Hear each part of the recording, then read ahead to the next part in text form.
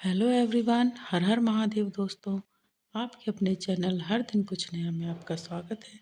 तो आज हम इस वीडियो में बात करेंगे धनतेरस के बारे में कि धनतेरस क्यों मनाया जाता है और इसका क्या महत्व होता है। तो धनतेरस का जो त्यौहार है वो दीपावली आने की सूचना देता है। यह कार्तिक मास कृष्ण पक्ष की त्रयोदशी को मनाया जाता है। इस दिन घर में लक्ष्मी जी का आवास मानते हैं। इस दिन ही धन्वंतरी वैद्य समुद्र से अमृत कलश लेकर प्रकट हुए थे, इसलिए धनतेरस को धन्वंतरी जयंती भी कहते हैं। ठीक है, तो धनतेरस के दिन माँ लक्ष्मी जी, गणेश जी की पूजा की जाती है। हम अपने अपने घरों में उनकी मूर्तियाँ लाते हैं, फ़ोटो लाते हैं और उनकी पूजा करते हैं ताकि लक्ष्मी जी हमारे घर में हमेशा के लिए विराजमान हो जाएं।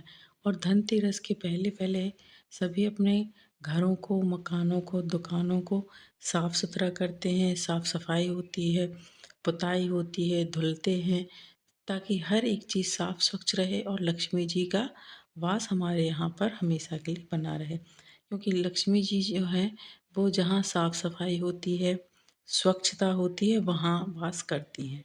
ठीक है ना, इसीलिए दीपावली से पहले ये मान्यता है कि सभी लोग अपने घरों की, दुकानों की, कारखानों की, जहाँ भी उनका जो बिजनेस चलता है, नौकरी करते हैं, वहाँ बिल्कुल साफ़ स्वच्छ किया जाता है। लिपाई पुताई, रंग रोगन, हर एक चीज़ की जाती है, लाइटिंग वगैरह सब, ताकि लक्ष्मी जी आएँ और वहाँ हमेशा के लिए अपना स्थान बना लें, वहाँ वास करें। ठीक है, तो धनतेरस के दिन महालक्ष्मी जी की, गणेश जी की पूजा की जाती है और कुबेर भगवान की भी। ठीक है, अब एक धनतेरस की कथा है, प्रचलित कथा है, जो मैं आपको सुनाती हूँ कि धनतेरस क्यों मनाया जाता है और धनतेरस की कथा क्या है। तो चलिए कथा शुरू करते हैं। एक दिन भगवान विष्णु विचरण करने के लिए लक्ष्मी सहित भूमंडल पर आए। कुछ देर बाद लक्ष्मी जी से बोले कि मैं दक्षिण दिशा की ओर जा रहा हूँ, तुम उधर मत देखना। यह कह ज्यों ही भगवान ने राह पकड़ी, त्यों ही लक्ष्मी पीछे पीछे चल पड़ी। कुछ ही दूर पर सरसों का खेत दिखाई दिया, उसके बाद ईख का खेत मिला। वही लक्ष्मी जी ने श्रृंगार किया और ईख तोड़कर चूसने लगी।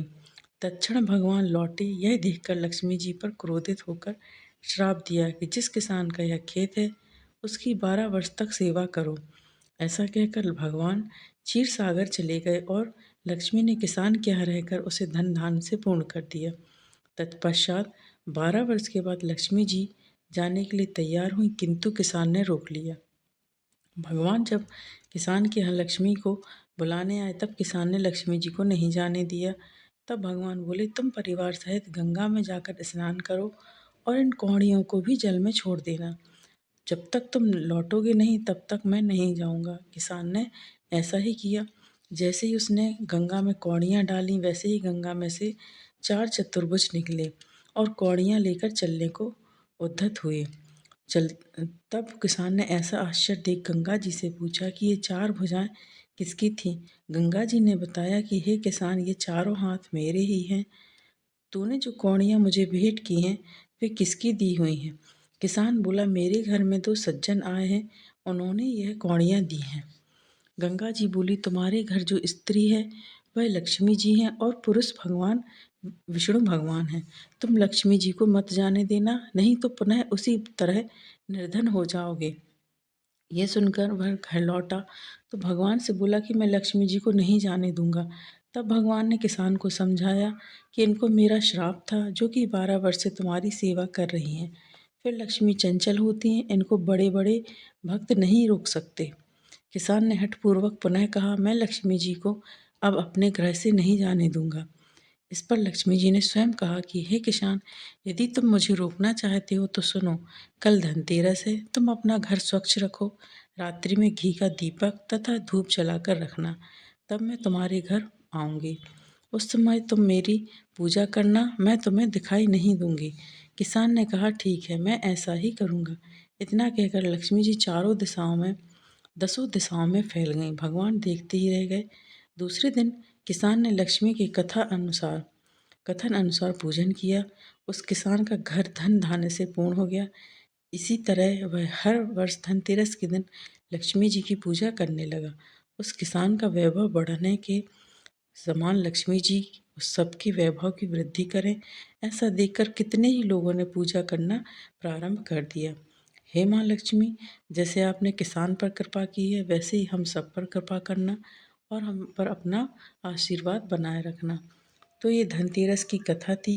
यदि आपको ये वीडियो पसंद आता है तो इसको लाइक कीजिए, शेयर कीजिए अपने दोस्तों के साथ, अपने परिवारजनों के साथ, ताकि वो भी इस कथा का लाभ ले सकें और धनतेरस की पूजा का महत्व समझ सकें। ठीक है।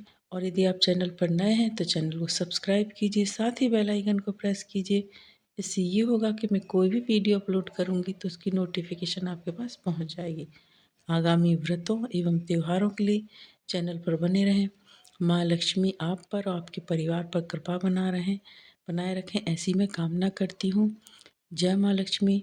हैप्पी धनतेरस। धनतेरस की आप सभी को बहुत बहुत शुभकामनाएं।